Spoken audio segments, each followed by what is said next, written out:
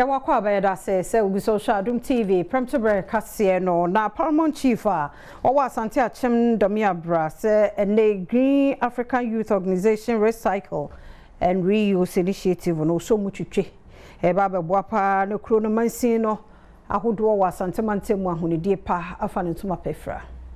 Afutuo akwadiama Ghana de shimama se enyoma hodo a woya edi efin ede eba na nam soma yarwa ete atose ewo mamu no wonhwe so obesesa won adwene ede afri ho Domeabrahene nana baafo owusu bedi akon a wodi kan de afutu nsem atodwa wabra nananum atrankonya ene Asante Akyem atifi mansini no na afi gayo omode omonsa hyente ase apamase a wo ba behwe ama ahunidi afa ne ntuma pa ede afra answer your attitude no say maybe a fin any ho yonkofa bi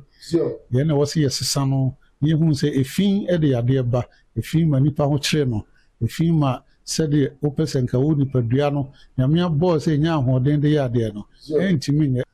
entimi hwe se adwuma de e ba yi e beboa yen ama se ahonodie a de ade ba no se mfiri okra na eso atin enu achi mansini awuraba edema Asante Akyem atifi bedwa no Sara Amoakowa ekire mfasode a mansini no ebenya ede afri entiase apam a ode wonsa ahye ase no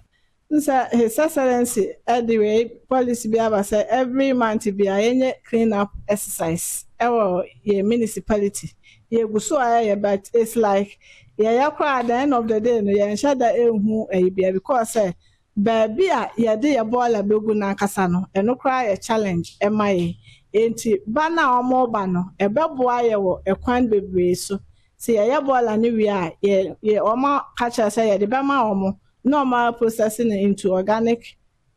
fertilizer ne kura mu no programs manager Edma Green Africa Youth Organization Gayo Samuel Jima Kwadwo Asante edito Adom Kasee enim se ye hu se wo Ghana ha no